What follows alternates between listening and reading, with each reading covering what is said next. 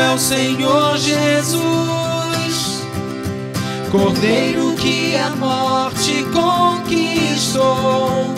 Digno é o Senhor Jesus, digno, digno, digno.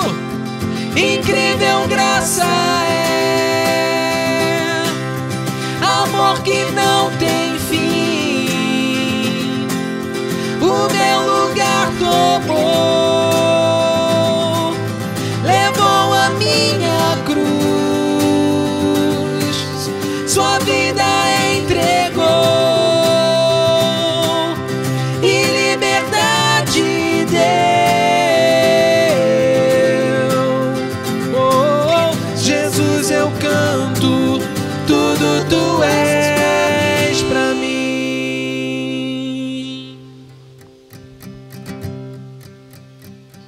O engano do teu coração. Jonathan Edwards, 1703-1758. Sonda-me, ó Deus, e conhece o meu coração. Prova-me e conhece os meus pensamentos. Vê se há em mim algum caminho mau e guia-me pelo caminho eterno. Salmo 139, 23 e 24. O Salmo 139 é uma meditação sobre a onisciência de Deus. Deus vê e sabe perfeitamente todas as coisas. O salmista apresenta esse perfeito conhecimento afirmando que Deus conhece todas as nossas ações, sabe quando me assento e quando me levanto. Todos os nossos pensamentos, de longe penetras os meus pensamentos. Todas as nossas palavras, ainda a palavra não me chegou à língua e tu, Senhor, já a conheces toda. Depois, ele ilustra a impossibilidade de fugir da presença divina. Para onde me ausentarei do teu espírito? Para onde fugirei da tua face? Se subo aos céus, lá estás. Se faço a minha cama no mais profundo abismo, lá estás também. Se tomo as asas da alvorada e me detenho nos confins dos mares, ainda lá me haverá de guiar a tua mão, e a tua destra me susterá. Se eu digo, as trevas com efeito me encobrirão, e a luz ao redor de mim se fará noite, até as próprias trevas não te serão escuras. As trevas e a luz são a mesma coisa. Versos 7 a 12. Em seguida, ele fala do conhecimento que Deus tinha dele até mesmo antes do seu nascimento. Pois tu formaste o meu interior, tu me teceste no seio da minha mãe. Os meus ossos não te foram encobertos, quando no oculto fui formado e entretecido como nas profundezas da terra. Os teus olhos me viram a substância ainda informe, e no teu livro foram escritos todos os meus dias, cada um deles escrito e determinado, quando nenhum deles havia ainda.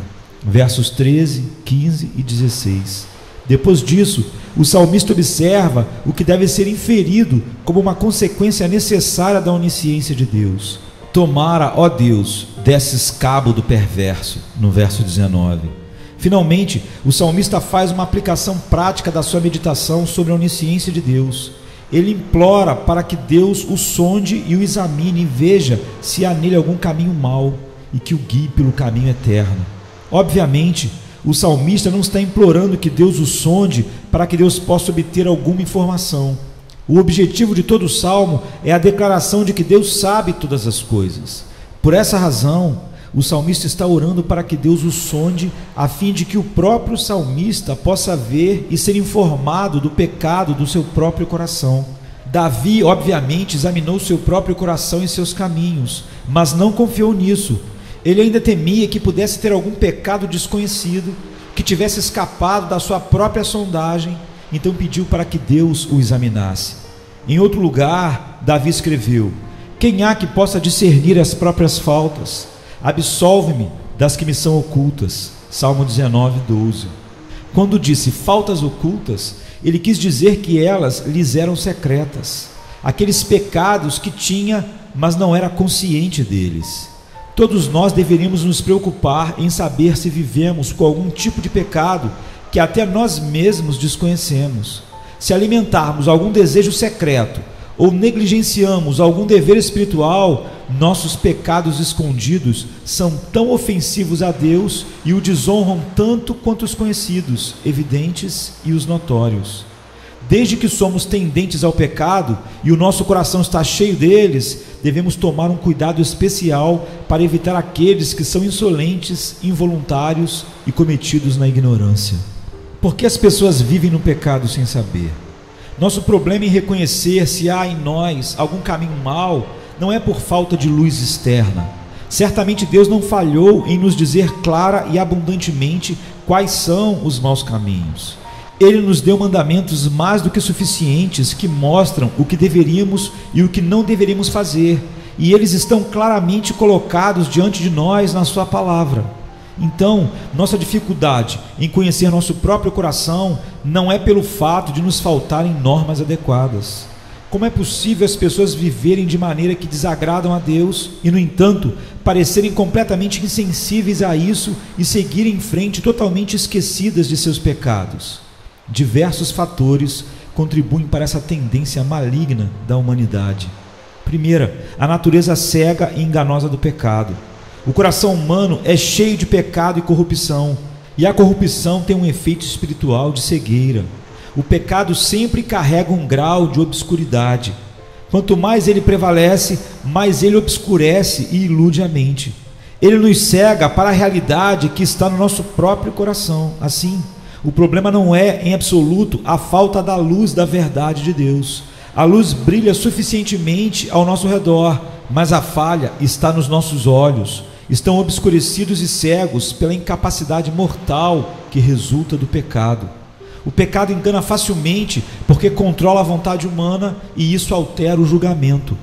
Quando a concupiscência prevalece, predispõe a mente para aprová-la. Quando o pecado influencia nossas preferências, ele parece agradável e bom.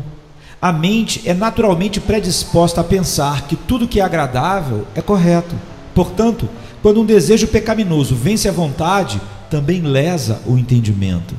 Quanto mais a pessoa anda no pecado, provavelmente mais a sua mente será obscurecida e cega. Assim é que o pecado assume o controle das pessoas. Portanto, quando elas não estão conscientes do seu pecado, fica extremamente difícil fazê-las enxergar o erro. Afinal de contas, o mesmo desejo maligno que as levou ao pecado as cegará. Quanto mais uma pessoa raivosa consente com a malícia ou com a inveja, mais esses pecados cegarão seu entendimento para que ela os aprove. Quanto mais o homem odeia o seu vizinho, mais ele tende a pensar que tem uma boa causa para odiar e que aquele vizinho é digno de ódio, que merece ser odiado e que não é seu dever amá-lo. Quanto mais prevalece os desejos de um homem impuro, mais doce e agradável o pecado lhe parecerá, e mais ele tenderá a pensar que não há mal nisso. Semelhantemente, quanto mais uma pessoa deseja coisas materiais, provavelmente mais pensa que é desculpável por agir assim. Dirá a si mesmo que precisa de certas coisas e que não pode viver sem elas. Se são necessárias, raciocina ele, não é pecado desejá-las. E as concupiscências do coração podem assim ser justificadas. Quanto mais prevalecem, mais cegam a mente e influenciam o julgamento que as aprova. Por isso, a Bíblia denomina os apetites mundanos de as concupiscências do engano. Efésios 4:22. Até pessoas piedosas podem por um tempo permanecer cegas e iludidas pela concupiscência e assim viverem de uma maneira que desagrada a Deus. A concupiscência também incita a mente carnal a inventar desculpas para as práticas do pecado. A natureza humana é muito sutil quando se trata de racionalizar o pecado. Alguns são tão devotados às suas maldades que, quando a consciência os importuna, torturam a mente a fim de encontrar argumentos que façam com que ela se cale e que os convençam de que procederam licitamente quando pecaram. O amor a si mesmo também predispõe as pessoas a desculparem o seu pecado. Eles não gostam de se condenar, são naturalmente preconceituosas em seu próprio favor, procuram bons nomes para denominar suas tendências pecaminosas. Elas as transformam em virtudes, ou no mínimo em tendências inocentes, rotulam a avareza de prudência, ou então chamam a ganância de negócio inteligente. Quando se alegram com as calamidades do próximo, fingem que é porque esperam que isso trará algum bem à pessoa. Se bebem muito, é porque sua constituição física o exige. Se caluniam ou falam do vizinho, afirmam ser zelosos quanto ao pecado. Se entram numa discussão, dizem ter uma consciência obstinada e consideram sua discórdia mesquinha uma questão de princípios. E assim, encontram bons nomes para todas as formas de mal. As pessoas têm a tendência de adaptar os seus princípios à sua prática, e não ao contrário. Além de permitir que seu comportamento se conforme com a consciência, despenderão uma energia tremenda tentando fazer com que sua consciência se adapte ao seu comportamento. Como o pecado é tão enganoso e como temos muitos pecados no coração, é difícil julgar nossos próprios caminhos com justiça. Por causa disso, deveríamos fazer um autoexame diligente e nos preocupar em descobrir se há em nós algum caminho mau. Tende cuidado, irmãos. Jamais aconteça haver em qualquer um de vós um perverso coração de incredulidade que vos afaste do Deus vivo. Pelo contrário, exortai-vos mutuamente cada dia durante o tempo que se chama hoje, a fim de que nenhum de vós seja endurecido pelo engano do pecado. É o que está em Hebreus 3, 12 e 13. As pessoas veem mais facilmente os erros dos outros do que os seus. Quando veem os outros errarem, imediatamente os condenam, até mesmo enquanto se desculpam pelos mesmos pecados, como está em Romanos 2:1. Todos vemos um argueiro nos olhos do outro e não a trave nos nossos olhos. Todo o caminho do homem é reto aos seus próprios olhos, diz Provérbios 21:2. Enganoso é o coração mais do que todas as coisas, e desesperadamente corrupto. Quem o conhecerá? Diz Jeremias 17:9. Não podemos confiar em nosso coração nesta questão. Em vez disso, devemos nos vigiar, interrogar nosso coração cuidadosamente e pedir a Deus que nos sonde completamente. O que confia no seu próprio coração é insensato, diz Provérbios 28:26. Em segundo lugar, há a sutileza de Satanás. O demônio trabalha corpo a corpo com as nossas paixões enganosas. Ele labuta para tornar-nos cegos às nossas faltas. Continuamente se esforça para nos levar ao pecado e então trabalha com a nossa mente carnal, nos bajulando com a ideia de que somos melhores do que realmente somos. Assim, ele cega a consciência. É o príncipe das trevas. Cegar e enganar tem sido o seu trabalho desde os nossos primeiros pais. Em terceiro lugar, nós temos a força do hábito. Algumas pessoas se esquecem dos pecados que lhes são habituais. Frequentemente os pecados habituais entorpecem a mente, e dessa maneira, tais pecados que uma vez afligiram a consciência começam a parecer inofensivos. Em quarto lugar, nós temos o exemplo dos outros. Alguns se tornam insensíveis ao próprio pecado porque deixam a opinião popular ditar o seu padrão. Observam o comportamento dos outros a fim de discernir o que está certo ou errado. Porém, a sociedade é tão tolerante com o pecado que muitos deles perderam seu estigma. As coisas que não agradam a Deus e são consideradas abomináveis à sua vista parecem inocentes quando visualizadas através dos olhos da opinião popular. Talvez as vejamos sendo praticadas por pessoas que estimamos, ou nossos superiores, ou por aqueles que são considerados sábios. Isto tende a favorecer essas coisas e a diminuir o sentido da sua pecaminosidade. É especialmente perigoso quando homens piedosos, líderes cristãos respeitados, são vistos comprometidos com práticas pecaminosas. Isso especificamente tende a calejar o coração do observador e a cegar a mente a respeito de qualquer hábito maligno. Em quinto lugar, nós temos a obediência incompleta. Aqueles que obedecem a Deus indiferentemente ou pela metade correm o risco de viverem em pecado encoberto. Alguns cristãos professos negligenciam parte dos seus deveres espirituais enquanto se concentram em outra parte. Seus pensamentos talvez estejam completamente voltados à oração secreta, à leitura bíblica, à adoração pública, à meditação e a outros deveres, enquanto ignoram os deveres morais, suas responsabilidades em relação à esposa, aos seus filhos, aos vizinhos. Sabem que não devem defraudar o seu vizinho, mentir ou fornicar, mas parecem não considerar quanto mal há em falar dos outros de modo leviano, censurar o vizinho, contender e brigar com as pessoas, viver hipocritamente diante da família ou negligenciar a instrução espiritual de seus filhos. Esse tipo de pessoa parece ser muito consciente em algumas coisas, aquelas áreas de sua obrigação sobre as quais se mantém vigilante, mas negligencia completamente outras áreas importantes. Como então descobrir o pecado desconhecido no íntimo? Como observamos, naturalmente é muito difícil avaliar honestamente o nosso próprio pecado.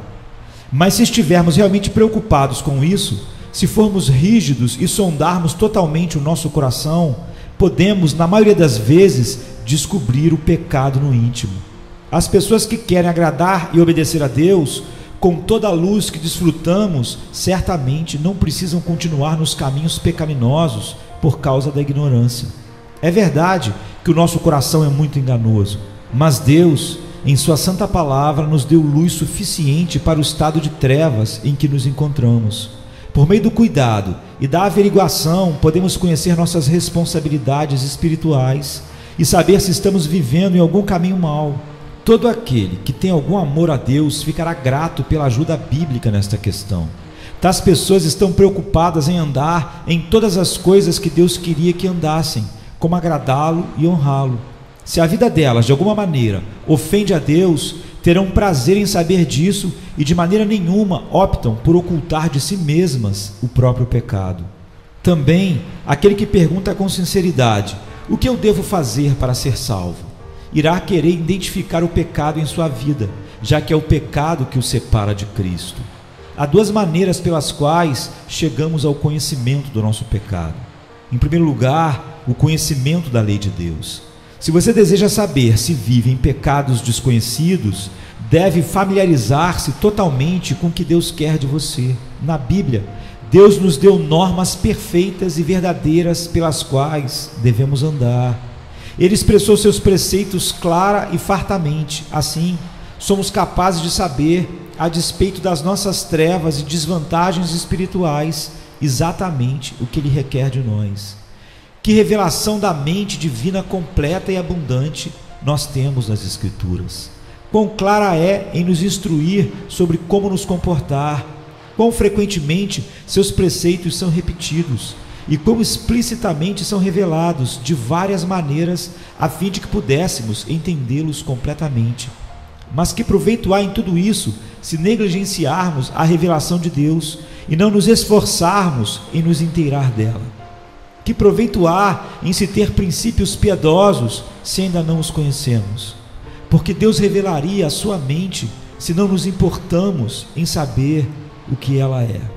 No entanto, a única maneira pela qual podemos saber se estamos pecando é conhecendo sua lei moral. Pela lei vem o pleno conhecimento do pecado. Romanos 3:20.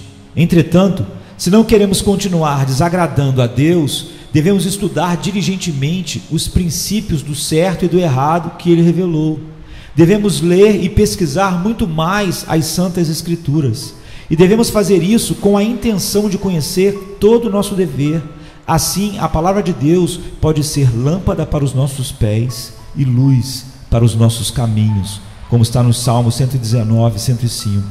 E assim sendo, está claro que a maior parte das pessoas é muito mais culpada simplesmente por causa da sua negligência aos deveres espirituais. Antes de tudo, são culpáveis porque desprezam a palavra de Deus e outras fontes que poderiam informá-las. Agem como se o estudo fosse somente um trabalho dos pastores. Tal ignorância é frequentemente uma negligência proposital e deliberada. Se não são conscientes do que Deus quer delas, é sua própria falta. Elas têm oportunidade suficiente para saber e poderiam saber se o quisessem. Além disso, se esforçam para ter outros tipos de conhecimento. São bem treinadas em qualquer interesse mundano que lhes agradam. Aprendem qualquer coisa que seja necessário para ganhar a vida no mundo, para ganhar dinheiro, porém não gastam nenhuma energia para buscar o que conta para a eternidade. Em segundo lugar, há o autoconhecimento. Se você deseja saber se está odiando o seu pecado secreto, deve examinar a si mesmo. Compare a sua vida com a lei de Deus e veja se você se conforma com o padrão divino. Este é o caminho primário que devemos tomar para descobrir nosso próprio caráter. Esta é uma diferença importante entre o ser humano e os animais irracionais. O homem é capaz de autorreflexão, capaz de contemplar seus próprios atos e avaliar a natureza e a qualidade deles. Sem dúvida nenhuma, isso foi parte do motivo pelo qual Deus nos deu o seu poder, a fim de que pudéssemos conhecer e avaliar nossos próprios caminhos. Devemos nos examinar até descobrirmos se concordamos ou não com os princípios da Bíblia. Isso requer a máxima atenção, a fim de não omitir os nossos próprios erros, ou de não permitir que nenhum caminho mau se esconda de maneira dissimulada. Agora, como examinar a si mesmo? Você poderia pensar que já temos mais informação sobre nós mesmos do que sobre qualquer outra coisa. Afinal de contas, estamos sempre junto de nós. Somos totalmente conscientes dos nossos atos. Instantaneamente sabemos tudo o que acontece conosco e tudo o que fazemos. Mas em alguns aspectos é mais difícil obter um conhecimento verdadeiro sobre nós mesmos do que sobre qualquer outra coisa. Portanto, devemos investigar diligentemente no segredo do nosso coração e examinar cuidadosamente todos os nossos caminhos e condutas. Aqui estão algumas diretrizes para ajudar neste processo. Sempre una a autorreflexão com a leitura e o ouvir da palavra de Deus. Quando você ler a Bíblia ou ouvir sermões, reflita e compare os seus caminhos com o que você leu ou ouviu. Pondere que harmonia ou desarmonia existe entre a palavra e os seus caminhos. A Bíblia testifica contra todo tipo de pecado e tem direção para qualquer responsabilidade espiritual, como escreveu Paulo. Toda a Escritura é inspirada por Deus e útil para o ensino, para a repreensão, para a correção, para a educação na justiça, a fim de que o homem seja perfeito e perfeitamente habilitado para toda boa obra, como está em 2 Timóteo 3, 16 e 17. Portanto, quando ler os mandamentos dados por Cristo e seus apóstolos, pergunte-se: vivo de acordo com essas regras ou vivo de maneira contrária a elas? Quando ler histórias na Bíblia sobre os pecados e sobre os culpados, faça uma autorreflexão enquanto avança na leitura. Pergunte a si mesmo se é culpado de pecados semelhantes.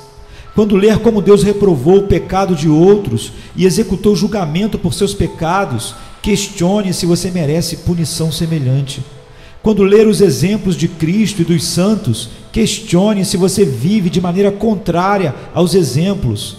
Quando ler sobre como Deus louvou e recompensou o seu povo pelas suas virtudes e boas obras, pergunte se você merece a mesma bênção.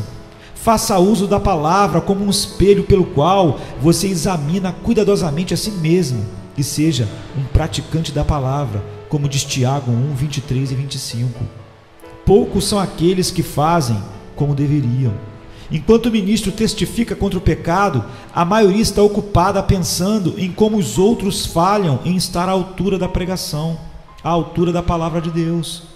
Podem ouvir centenas de coisas em sermões que se aplicam adequadamente a eles, mas nunca pensam que o pregador está falando lhes diz respeito. A mente deles está fixa em outras pessoas para quem a mensagem parece se encaixar, mas eles nunca julgam necessitar dessa pregação. Em segundo lugar, se você faz coisas que geralmente são evitadas por pessoas perspicazes e maduras, tenha um cuidado especial em questionar-se se tais atos poderiam ser pecaminosos. Talvez você tenha argumentado consigo mesmo que tal ou tal prática é lícita, você não vê mal algum nela.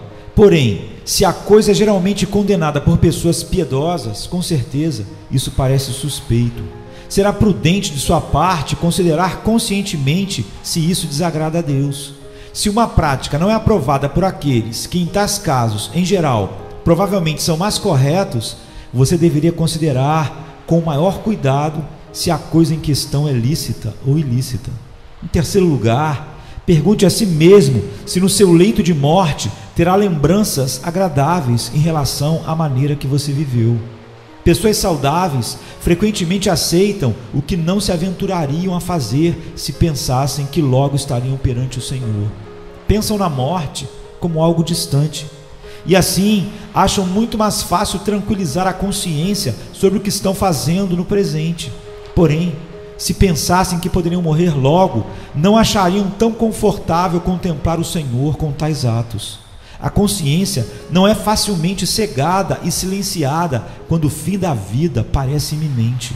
Solenemente pergunte a si mesmo e veja se está fazendo algo agora que pode trazer problemas quando você estiver no leito de morte. Pense nos seus caminhos e examine-se a si mesmo com a expectativa sensata de logo partir deste mundo para a eternidade. E pense com sinceridade para julgar imparcialmente as coisas com as quais você terá prazer no seu leito de morte, bem como as que você vai desaprovar e desejar abandonar se estiver morrendo. Em quarto lugar, considere o que os outros podem dizer sobre você. Embora as pessoas estejam cegas quanto às suas próprias faltas, facilmente descobrem os erros dos outros e consideram-se aptas o suficiente para falar deles. Algumas vezes, as pessoas vivem de maneiras que absolutamente não são adequadas, porém, estão cegas para si mesmas. Não veem seus próprios fracassos, embora os erros dos outros lhes sejam perfeitamente claros e evidentes. Elas mesmas não veem suas falhas, quanto às dos outros não podem fechar os olhos ou evitar ver em que falharam. Alguns, por exemplo, são inconscientemente muito orgulhosos, mas o problema parece notório aos outros. Alguns são muito mundanos, ainda que não sejam conscientes disso. Alguns são maliciosos e invejosos. Os outros veem isso, e para eles lhes parecem verdadeiramente dignos de ódio. Porém, aqueles que têm esses problemas não refletem sobre eles. Não há verdade no seu coração e nem nos seus olhos em tais casos. Assim devemos ouvir o que os outros dizem de nós, observar sobre o que eles nos acusam, atentar para que erro encontram em nós e com diligência verificar se há algum fundamento nisso. Se outros nos acusam de orgulhosos, mundanos, maus ou maliciosos, ou nos acusam de qualquer outra condição ou prática maldosa, deveríamos honestamente nos questionar se isso é verdade.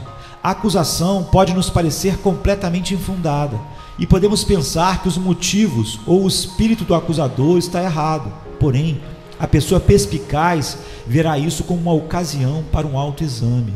Deveríamos especialmente ouvir o que os nossos amigos dizem para nós e sobre nós. É imprudente, bem como não cristão, tomar isso como ofensa e se ressentir quando os outros apontam nossas falhas.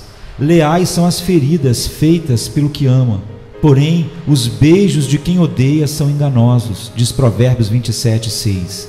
Deveríamos nos alegrar que nossas máculas foram identificadas, mas também deveríamos atentar para as coisas sobre as quais os nossos inimigos nos acusam.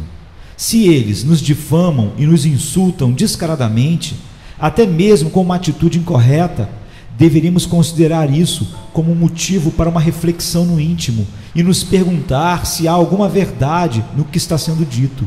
Mesmo se o que for dito é revelado de modo reprovável e injurioso, ainda pode ser que haja alguma verdade nisso. Quando as pessoas criticam outras, mesmo se seus motivos forem errados, provavelmente têm como alvo verdadeiros erros. Na verdade, nossos inimigos provavelmente nos atacam onde somos mais fracos e mais defeituosos, e onde demos mais abertura para a crítica. Tendem a nos atacar onde menos podemos nos defender. Aqueles que nos insultam, embora o façam com um espírito e modos não cristãos, geralmente identificarão as genuínas áreas onde mais podemos ser achados culpados. Assim, quando ouvirmos outros falando de nós nas nossas costas, não importa o espírito de crítica, a resposta certa é a autorreflexão e uma avaliação quanto à verdade da culpa em relação aos erros de que nos acusam. Com certeza, essa resposta é mais piedosa do que ficar furioso, revidar ou desprezá-los por terem falado maldosamente. Desse modo, talvez tiremos o bem do mal, e esta é a maneira mais certa de derrotar o plano de nossos inimigos, que nos injuriam e caluniam. Eles fazem isso com a motivação errada, querendo nos injuriar, mas desta maneira converteremos isso em nosso próprio favor. Em quinto lugar, quando vir os erros dos outros, verifique se você tem as mesmas deficiências. Muitos estão prontos para falar dos erros dos outros, apesar de terem as mesmas falhas. Nada é mais comum para os orgulhosos do que acusar o orgulho de alguém. Semelhantemente, é comum para o desonesto reclamar de ter sido enganado por outra pessoa. As características ruins e os maus hábitos dos outros parecem muito mais odiosos nos outros do que em nós mesmos. Facilmente podemos ver quão desprezíveis é este ou aquele pecado em outra pessoa. Vemos muito prontamente nos outros como o orgulho é detestável, ou quão má a malícia pode ser, ou quão pernicioso é o erro dos outros. Mas embora vejamos facilmente muitas imperfeições nos outros, quando olhamos para nós mesmos, essas coisas ficam obscurecidas por um espelho de ilusão. Entretanto, quando você vê o erro dos outros, quando percebe quão impróprios são os atos de alguém, que atitudes rudes eles mostram, ou quão inadequado seu comportamento é, quando ouve outros falarem sobre isso, ou quando vê erros no tratamento deles em relação a você, reflita. Avalie se não há algum erro semelhante na sua conduta ou atitude. Perceba que essas coisas são tão inconvenientes e ofensivas em você como são nos outros. O orgulho, o espírito arrogante e os maneirismos são tão odiosos em você como são no seu vizinho. Seu espírito malicioso e vingativo em relação ao seu vizinho é tão desprezível quanto o dele em relação a você. É exatamente tão pecaminoso o seu erro ou o dolo do seu vizinho quanto isso é para ele em relação a você. É tão indelicado e destrutivo você falar dos outros pelas costas, quanto os outros fazerem o mesmo em relação a você.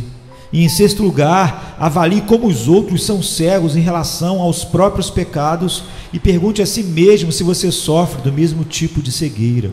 Você sabe que as pessoas são cegas pelas próprias paixões. Os mesmos apetites e paixões carnais da mente já o cegaram? Veja como os outros estão cegos pelo mundanismo. Questione se sua ligação com este mundo pode estar lhe cegando de tal forma que o leve a justificar coisas na sua vida que não estão certas. Você é tão propenso à cegueira por causa dos desejos pecaminosos quanto os outros. Você tem o mesmo coração enganoso e desesperadamente corrupto. Como na água o rosto corresponde ao rosto, assim o coração do homem ao homem, diz Provérbios 27:19. Sonde sua consciência buscando os pecados secretos. Examine os segredos do seu coração. Você negligencia algum dever que somente você e Deus conhecem? Você aceita alguma prática secreta que ofende os olhos de Deus, que tudo veem? Examine-se a si mesmo em relação às responsabilidades básicas. Leitura da Bíblia, meditação, oração secreta. Você cumpre totalmente todos esses deveres? Se sim, você os cumpre de uma maneira irregular ou desatenta? Como é o seu comportamento quando está escondido dos olhos do mundo? Quando você não tem limites além da sua própria consciência? O que ela lhe diz? Mencionarei duas questões em particular. Primeiro, pergunte a si mesmo se negligencia a leitura bíblica. Certamente a Bíblia foi escrita para ser lida, não somente por ministros e pastores, mas também pelas pessoas. Não é suficiente ler a Bíblia uma vez ou somente em ocasiões especiais. As Escrituras nos foram dadas para estarem conosco continuamente, para atuarem como regra da vida. Assim como o artesão precisa da medida padrão e o cego do seu guia, assim como aquele que caminha na escuridão carrega uma luz, assim a Bíblia deve ser a lâmpada para os nossos pés e a luz para os nossos caminhos, como diz o Salmo 119, 105.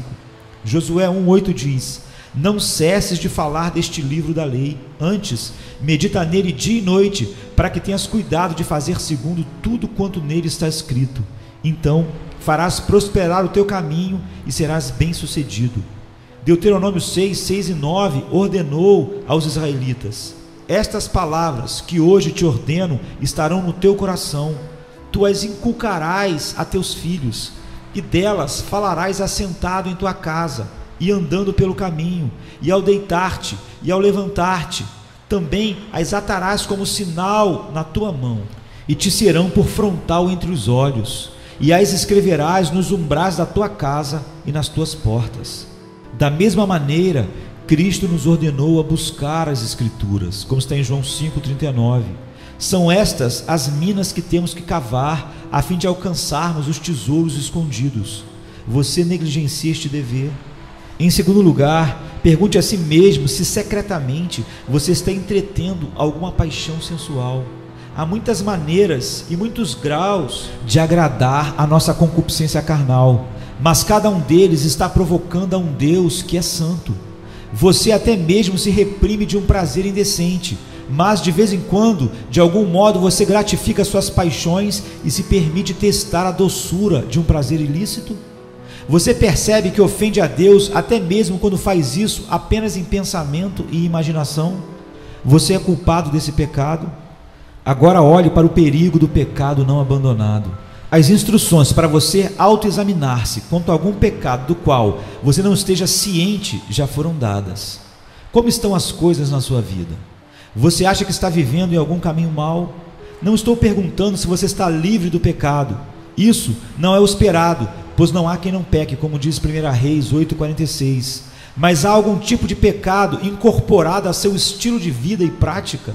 Sem dúvida, alguns estão limpos nessa questão. Alguns irrepreensíveis no seu caminho, que andam na lei do Senhor, que guardam as suas prescrições e o buscam de todo o coração, não praticam a iniquidade e andam nos seus caminhos, diz Salmo 119, de 1 a 3. Permita que sua consciência responda sobre como você vê sua própria vida. Você pratica algum pecado pela força do hábito? Você se deu permissão para isso? Se esse for o caso, considere o seguinte: em primeiro lugar, se você tem procurado a salvação e ainda não a encontrou, a razão disso pode ser algum tipo de pecado em sua vida. Talvez tenha se perguntado qual é o problema que o deixa tão preocupado em relação à sua salvação, quando diligentemente você a tem buscado e ainda não teve retorno.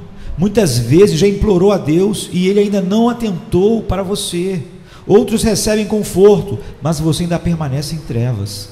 Mas isso não deve surpreender se você se agarrou a algum tipo de pecado por muito tempo.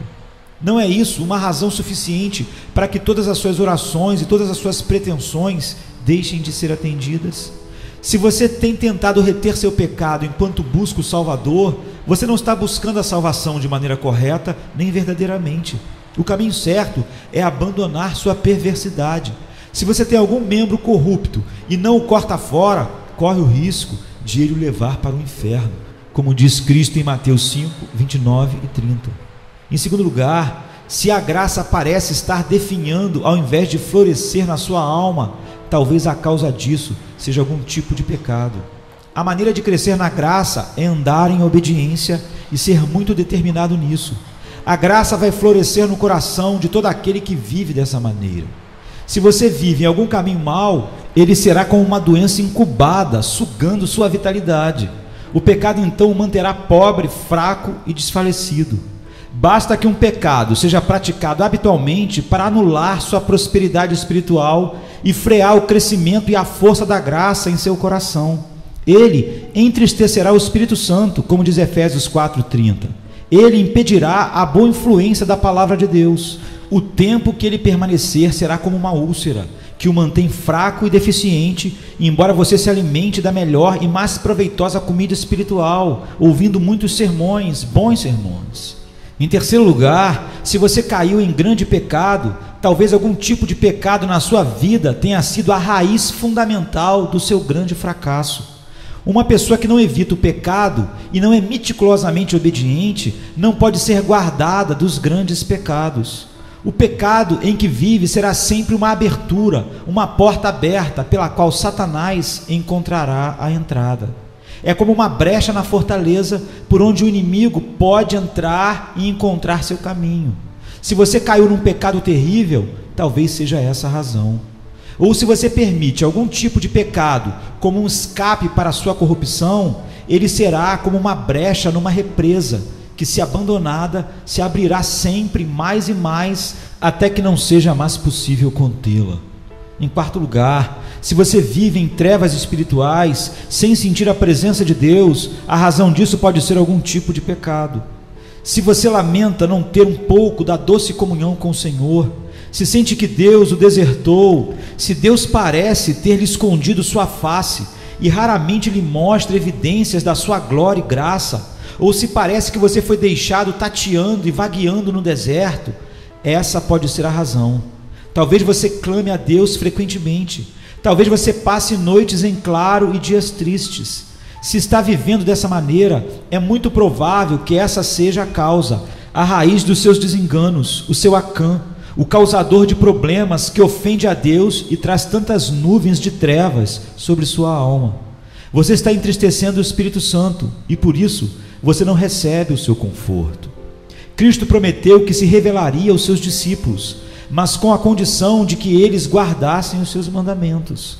Aquele que tem os meus mandamentos e os guarda, esse é o que me ama. E aquele que me ama será amado por meu Pai, e eu também o amarei e me manifestarei a ele. João 14, 21. Mas se você rotineiramente vive em desobediência aos seus mandamentos, não é de se admirar que ele não se manifeste a você. A maneira de receber o favor divino é andar perto dele. Em quinto lugar, se você duvida da sua salvação, talvez algum tipo de pecado na sua vida tenha levantado essas dúvidas.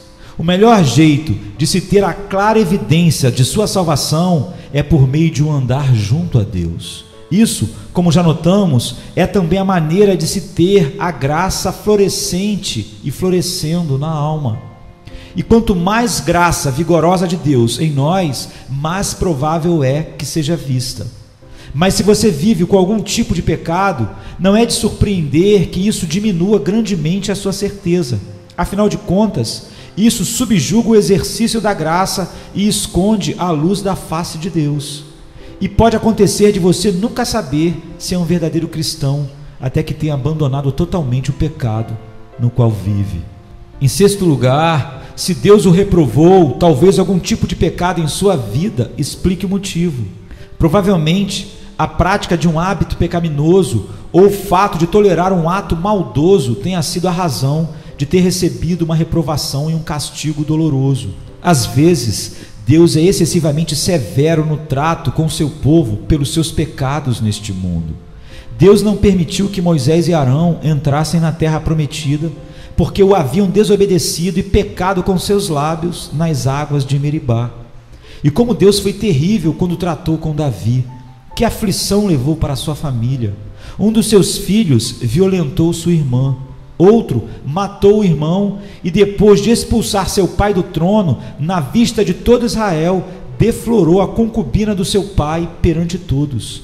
O seu fim foi terrível, machucou completamente o coração de seu pai, como diz 2 Samuel 18:33. Imediatamente depois aconteceu a rebelião de Seba, em 2 Samuel 20. No fim da vida, Davi viu seu outro filho usurpar o trono. Quão severamente Deus tratou Eli por ele ter vivido no pecado, não refreando seus filhos da maldade diante de Deus.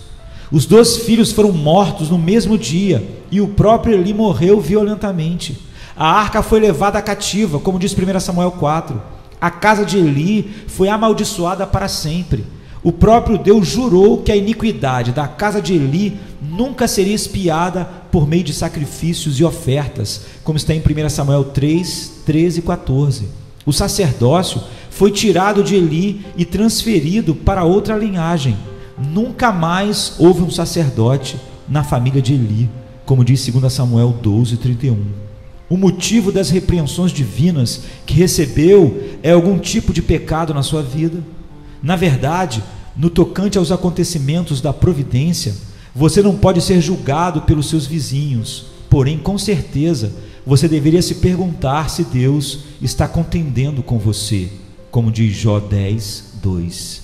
Em sétimo lugar, se a morte lhe causa medo, talvez seja porque você esteja vivendo em algum tipo de pecado. Quando pensa na morte, você se encolhe a esse pensamento? Quando tem uma doença ou quando alguma coisa ameaça a sua vida, você sente medo? Os pensamentos de morte e a eternidade alarmam você, embora seja um cristão? Se você vive num caminho mau, provavelmente essa seja a razão de seus medos. O pecado deixa a sua cabeça sensual e mundana e, portanto, o impede de desfrutar de uma alegria celestial. O pecado diminui a graça e impede o desfrute das antecipações do conforto celestial que, de outra maneira, você desfrutaria. O pecado impede o sentimento da presença e do favor divinos. Sem isso, não é de se espantar que você não veja a morte diante de si sem temor. E por último, não permaneça em qualquer tipo de pecado. Se ao ouvir essas palavras, você percebeu que vive em um tipo de pecado, considere que de agora em diante, se viver da mesma maneira, estará vivendo com um pecado conhecido. Se era ou não era conhecido no passado, você talvez tenha vivido assim inadvertidamente. Mas agora que é consciente dele, se continuar nele, seu pecado não será um pecado da ignorância, mas você se mostrará como um dos que vivem intencionalmente em caminhos de pecados conhecidos contra Deus. Amém. Amém. O engano do teu coração. Jonathan Edwards, 1703-1758. Digno é o Senhor Jesus, Cordeiro que a morte conquistou. Digno é o Senhor Jesus, digno, digno,